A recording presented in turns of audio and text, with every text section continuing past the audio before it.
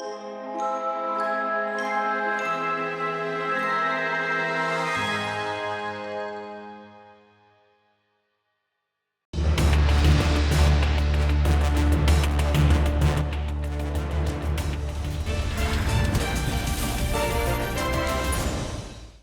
Africa is the new chair of the African Union. Now, the last African country to be liberated from colonial rule takes over at a time when the conversation around the continent has shifted from politics to economics. So the discussion that took place over the past few days amongst the heads of state and government from around the continent was about the need for economic integration, the need for faster economic growth on the African continent. But in addition to that, there was also a conversation to be had about the multiple conflicts that we are seeing mushrooming around the African continent, plus the need to create jobs for the millions of youth that come onto the African market every single year. And then also the big bugbear, the issue of inclusion of women in Africa's economies, in particular amongst the small business sector. Now, when the president of South Africa, Cyril Ramaphosa, took the podium to accept the nomination and his election as chair, he laid out his vision. On behalf of the men and women of South Africa, I graciously accept your collective decision that I should chair the African Union in 2020. In executing this weighty responsibility, I will rely on your continued support, your wisdom and cooperation. I will especially rely on the help, the wisdom and support of the newly elected members of the Bureau. I want to thank our host, Nobel Peace Laureate, Prime Minister Abiy Ahmed, the government and the people of the Federal Democratic Republic of Ethiopia for the excellent hospitality extended to me and my delegation since our arrival here in Addis Ababa. I also want to thank my brother, President Abdel Fattah el-Sisi, for the outstanding and commendable manner in which he presided over the work of the African Union during his term of office. We say thank you and thank you for all the work. As South Africa, we first chaired the African Union following the historic relaunch in South Africa in 2002, when President Thabo Mbeki, who is here with us today, became the chair of the AU. We are deeply humbled by the confidence you have invested in us once again. Your Excellencies, we are mindful of the weighty mission that we have at hand, but we are also mindful of the weight of history here in Ethiopia, a place with such deep and profound connections to Africa's ancient past. Up in the highlands of the north of Ethiopia, in the 1st century, our ancestors tamed the harsh terrain and established agriculture, herded livestock, minted their own coinage, created their own alphabetical script, built towering monuments that stand even to this day, and also forged expansive trade routes across the region. In the passage of time and in the context of time, our forebears understood that true progress and development could be advanced through trade and working together. Today, we stand on the cusp of the greatest step towards continental unity since the founding of the Organization of African Unity. The Africa Continental Free Trade Area that we adopted last year will enable us to work together through intra-Africa trade, as it will reignite industrialization and pave the way for Africa's integration into the global economy as a player of considerable weight and scale. It is the realization of the dream of our forebears to see the rich resources of our continent being marshaled for the collective benefit of all Africans. Indeed, we are a continent that is rich. Africa is rich in natural resources, yes, but also in history, in intellectual output, in culture, in a sense of humanity, and in human capital. As Africans living in this new era, we shoulder the greatest of all responsibilities to ensure that our wealth as a continent does not become our poverty, that our blessing does not become our curse, and that our endowment does not become our downfall.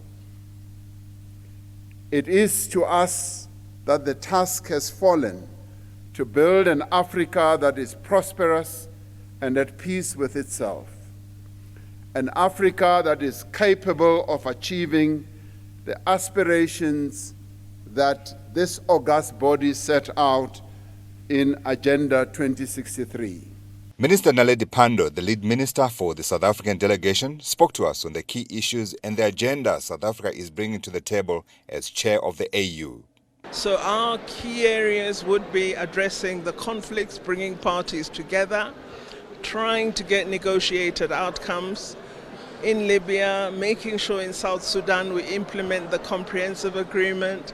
So really addressing that and matters of stability, seeing whether we can provide support to countries that are facing very worrying security situations and threats of terrorism and actual terrorist acts. And then focusing on governance is also very important. We will be chair of the African Peer Review Mechanism, which we believe is an important tool for assessing our progress on a number of key areas as African states. So we'll encourage greater attention to implementation and use of the APRM.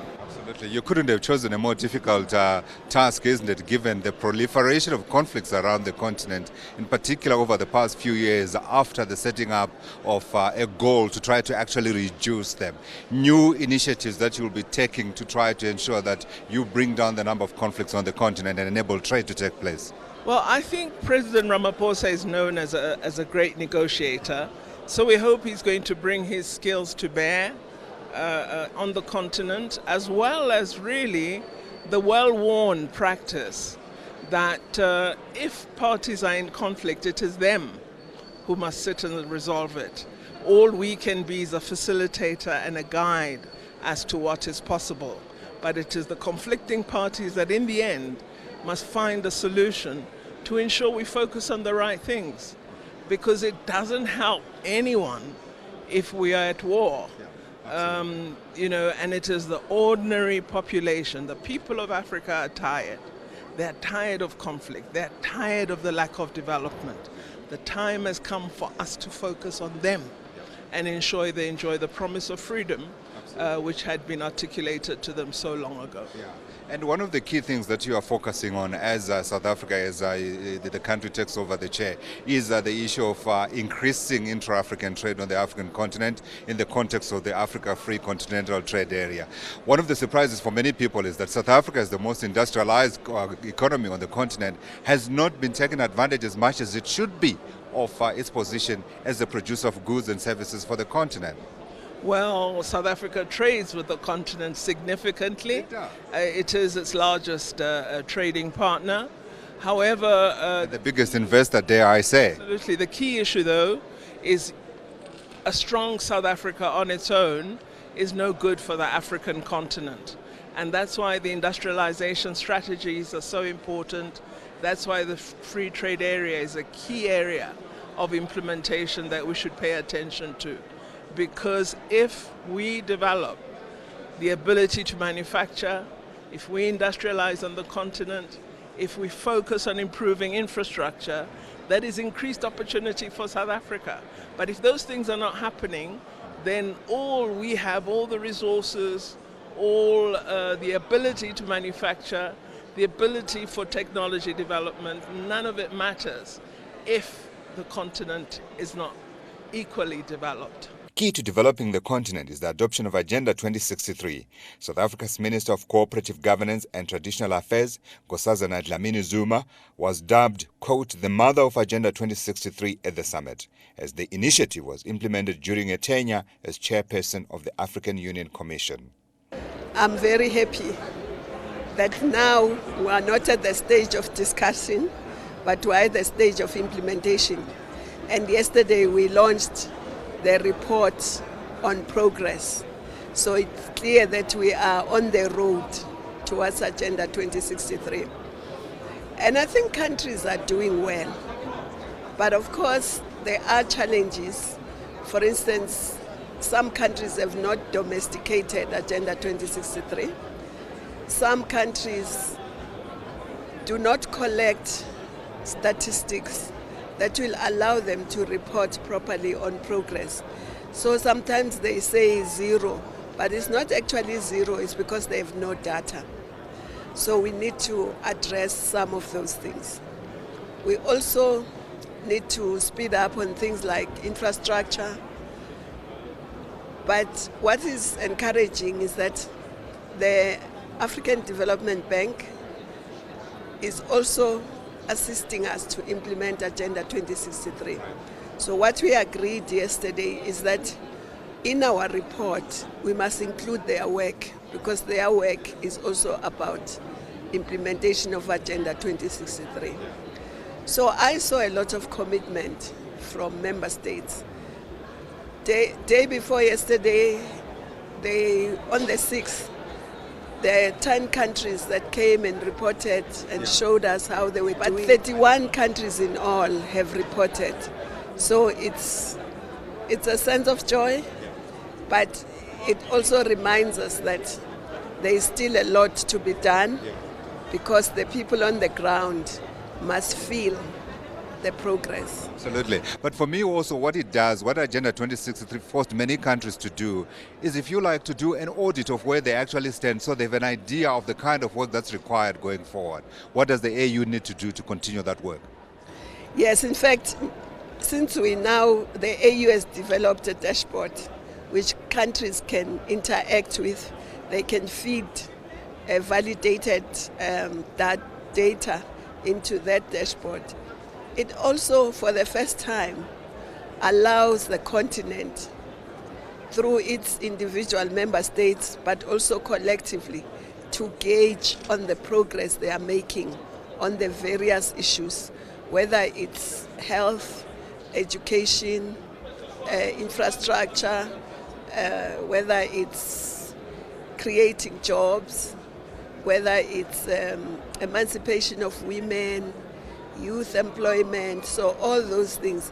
It actually gives us an opportunity to accurately say this is where we are.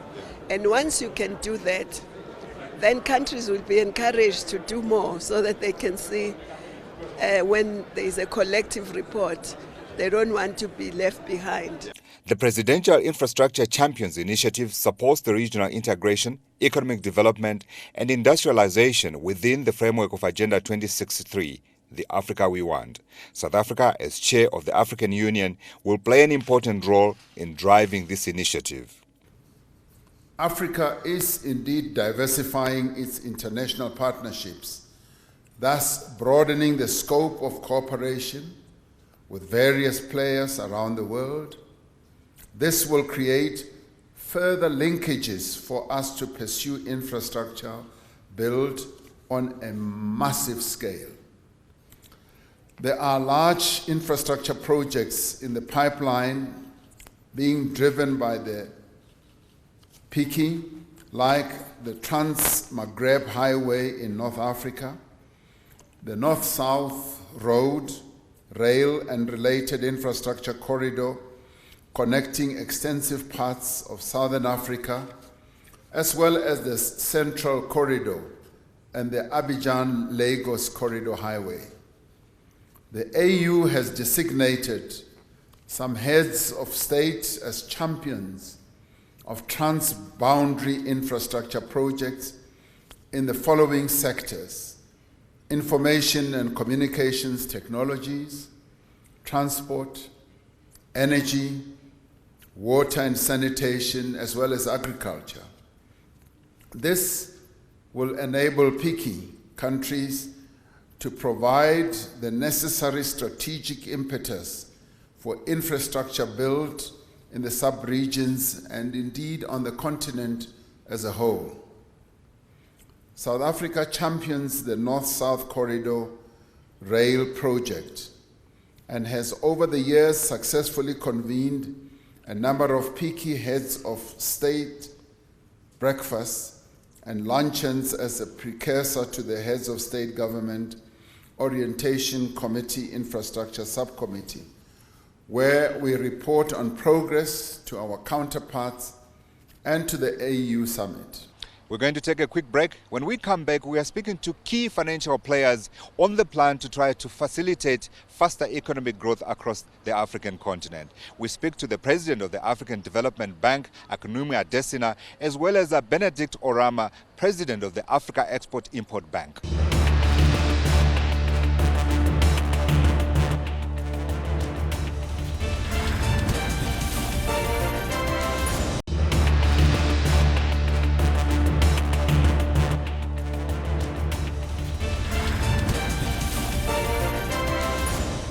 The key theme at this year's summit was silencing the guns, a recognition of the number of conflicts that have proliferated around the African continent. African Union figures show that since 2005, the number of conflicts around Africa have more than tripled. The president of the African Development Bank, Akunumi Adesina, warned if these conflicts were not curtailed, Africa's economic gains may well be wasted. Well, first and foremost, it's, without peace, you cannot have any development. And it goes without saying that the biggest wealth that the world has and Africa will have will come from peace and security and stability. Of course, to talk about that, we have to realize there's been a lot of conflicts over time. Some of those conflicts arise from various reasons: poor governance, bad management of natural resources, lack of freedom of space for people to be able to express themselves, but you also have climate change. You also have that being a big problem. You have a problem of youth unemployment. You have a lot of young people that do not have access to quality jobs, And when you have a lot of discouraged young people, terrorists love that. The biggest challenge to Africa, in my view, is really not terrorism. It is unemployment among the young people. So as I look at that, the discussion today was to see, I don't want to talk about problems. That's not really my job. It's to find solutions. And we do have solutions that work. And I'll give you some of it. First is that African Development Bank launched a massive program called Jobs for Youth in Africa to help to create 25 million jobs for African youth over a 10-year period. And it's going very, very well. We're investing in ICT. We're investing in agriculture, young people, getting them into agriculture as a business. As you know, I think agriculture is the coolest thing that you can do. We are also supporting small and medium-sized enterprises that are also very important. We are helping to create, for example, today, 130 coding centers, computer coding centers, because I believe that the currency of the future is going to be in computer coding. So we are supporting quite a lot of that. But more than that, we are also supporting access of women to finance, because every bird flies with two wings. Absolutely. Right? And if we support women, they will make this continent move. So we launched together with African leaders and with the great support of President Macron of France, an initiative called Affirmative Finance Action for Women in Africa, supported by the G7 to leverage $3 billion for women in Africa. So talk of youth, talk of women, talk of infrastructure, and talk of attracting investments to Africa. These are key. And just to close, I actually don't believe that Africa will develop by aid. No, Africa will and must develop through the discipline of investments. And that's why I'm so excited about our work in investing in the fragile states, the fragile areas. We've invested about $2.5 billion in places that people think nobody will invest in. But you know how much money we've lost? 0%. Mr. President, your bank is doing a lot of work, but you also know that to be able to do that, you need the partnership of the states themselves. Your own figures show 10 million young Africans are coming into the job market and they're not finding jobs. Are you hearing the political commitment that you require to get that partnership going? I mean, we have no choice. You know, it's all of us, the political leaders, have really realized that's very important to do. Everywhere I go, the thing I hear is, what can we do for our young people? And this is why at African Development Bank, we are talking about how to support the creation of what we call youth entrepreneurship investment banks. These banks are going to be banks that will bank on the future of young people, their ideas, provide them grants to develop their businesses, provide access to affordable financing for them, and also provide equity, equity financing into their businesses. Look, the future doesn't belong to the young people in Africa. The future, Africa belongs to them now. We have to prepare them from the now. So, and I don't believe that the current financial system is designed to support young people to prosper and to thrive. And so we have to create a new financial ecosystem. Banks where young people walk into, it's their bank, they know they have the instruments, the facilities to make them thrive. When you have 750 million young people, they are not a problem. They are our greatest assets. And so we're going to have to invest in them. July 1 is coming up. AFC is going to be officially operationalized. Are you excited or are in trepidation that we're not ready and we will not have the goods that we need to trade together? Well, you know, there are challenges, but I'm not scared of anything. I think that the political will is there. We are supporting, as you know, African Development Bank. We provided roughly $5 million to support the establishment of the CFTA Secretariat in Ghana. There are issues being discussed in terms of schedules, in terms of tariff and so on. A little bit that still needs to be done. But, you know, it's like almost anything. You're not going to get it right immediately. But as long as the direction of travel is the right one and the political will is there, and it is, and those of us that are in the financial market system, we are boldly supporting it from infrastructure side, from trade finance side, from risk participation agreements to make it work. It will work. This is going to be a zone of $3.3 trillion. Just think about it. Africa can no longer be ignored. During the summit, President Cyril Ramaphosa said the Africa Continental Free Trade Area would enable the continent to work together through intra-African trade and reignite industrialization and pave the way for Africa's integration into the global economy as a player of considerable scale. Afreximbank President Benedict Orama and his team say they are working hard in seeing to the success of AFCFTA. We wouldn't have been able to make the modest contributions we think we've made without the kind of support we've received and continue to receive from the heads of state and the ministers. Today, the capital we need to support the work of the bank, whenever we ask for it, we get the support. We do not have to wait for too long to get the support. Whenever we have challenges in particular countries, the governments come to support us. The work we are doing to support the Africa Continental Free Trade Agreement has made progress because of the collaboration with the African Union Trade Commission as well as the different countries. The things we are doing are not easy. We are working on the Pan-African Payment and Settlement System that requires a lot of discussion with the central banks, with the governments. The AU has been fantastic. The AU Trade Commission, the AU chairperson, and the entire AU structure, and the AU also commissioner for that is in charge of economic affairs. So it's been a tremendous collaboration. For the first time, we are beginning to see in Africa where government meets business. So government meets business. Therefore, now government and the business mean business. Two quick thoughts on the Inter-African Trade Fair that's coming up in Kigali later this year, preparations and in terms of the interest that you are seeing to participate, and secondly, the takeoff of the AFCFTA itself on July 1. Yes, this year, 2020, is a landmark year for Africa. The AFCFTA has come into force, but trading will start July 1. All hands are on deck to make that happen. We just completed the work of finding a Secretary General, and hopefully the summit will approve the recommendations of the committee of which I was a member. That would then mean that the Secretariat will become functional. We at Afrexim Bank will support the Secretariat in many ways. And coming down the road, September 1 to 7, the second Inter-African Trade Fair will take hold. We've seen a lot of enthusiasm. At this time in the year, we already have more than 40 countries who have been confirmed. We have 5 slots for Africa Days. I think we already have 3 taken up. So early. And registrations at record levels. And also we have in non-African countries who are coming in. You know, we allow them to come, especially those who are bringing investment goods which Africa needs for the infrastructure that have to be built to support regional trade and integration.